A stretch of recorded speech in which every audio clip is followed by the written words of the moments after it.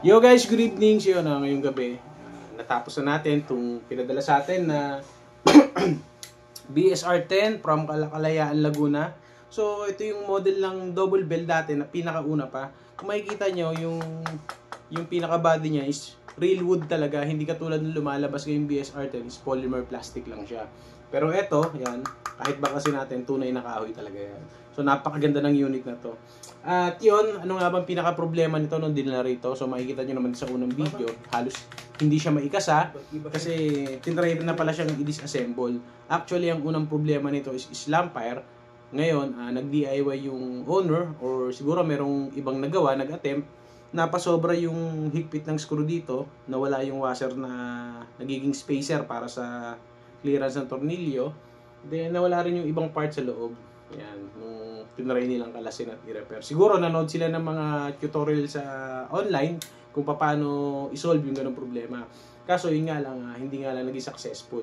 So yun, nung dinala to rito, yun ang problema, kaya nagpalit tayo ng sear. So yung stock sear niya is yung, ano ba yun? Pakita ko na lang sa inyo sa video mamaya. Yun, nagpalit tayo dito ng reinforced steel na sear set. Tapos nagpalit din tayo ng spring, inner barrel, half-up rubber, then konting modification sa ibang internal parts. Spring nga pala na gamit natin is hindi naman maple leaf, hindi infinity. Kumbaga meron tayong sinubukang spring sa kanya na hindi naman talaga ginagamit sa airsoft. Kaya yon, na-achieve natin yung ganito kataas na FPS. So bago yon, ito muna yung mga ginawa natin sa kanya. So ito na siya guys, from Kalayaan, Laguna. Ito isang double bell BSR-10. So siya, yan. Kita nyo talagang medyo matagal hindi nagamit kasi makikita naman inaalikabok na siya. Then yung issue niya is slam fire. So pakita ko sa inyo kung yung tinatawag na slam fire sa mga ganitong model.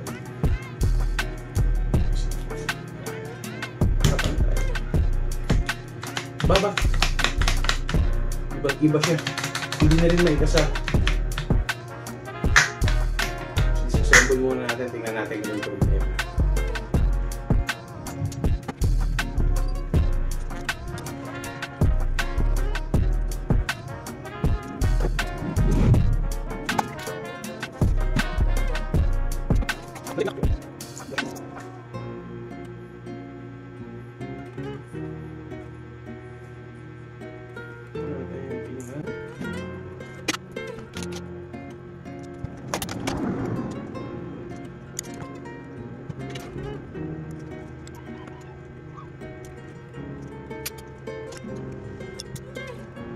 JLY.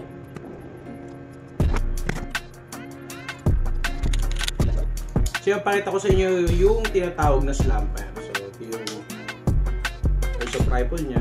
So hindi natin yung outer barrel. Ito kadalasan nagiging problema nila. Once na kinasa natin, hindi na sumasabit yung piston body sa sear. So dumatapos na siya. Yung pinaka nagiging. So yun, simulan na natin siya. Isa-settle lang muna.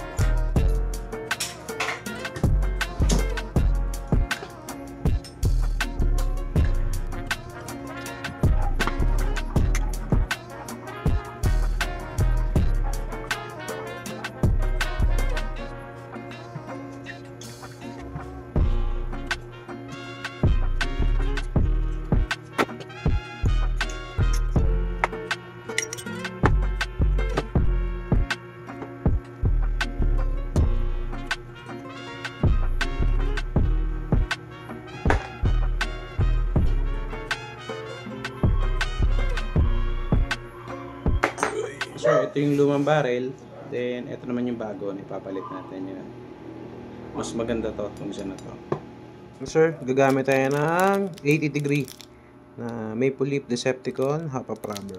Yan, mas matigas to. At yun, subukan na nga natin yung FPS para makita natin kung gaano kataas yung FPS. Gamit tayo ng 0.20. Dito. Tatlong shot lang.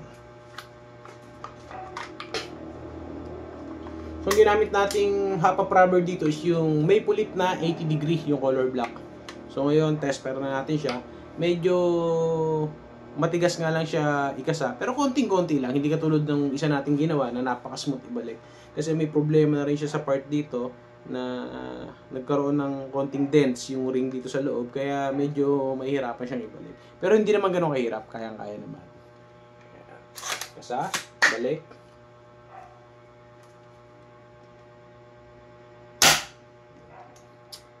.743 FPS. Grabe lakas nito. Isa pa. 734. Adjust natin. Sagad pa pala. So yung pinakasagad na adjust ng hop-up niya. Then yun, ito rin yung pinaka-max na FPS niya. 739. Isa pa. Medyo smooth na rin naman siya igasa. Kumpara sa dati. 739 FPS. Grabe, ganun kalakas yung naabot niya. So, possible talaga to kasi medyo matigas pa yung spring. Pero malay natin, bumaba naman kahit konti. So, yun lang, sir, sa owner nito from Kalayaan, Laguna. Yun, maraming salamat po. At dito nyo pa talaga sa akin pinadala. So, yun lang, sa mga gusto magpa-repair, magpa-upgrade ng mga airsoft rifle. Lalong-lalo na yung mga ganitong type.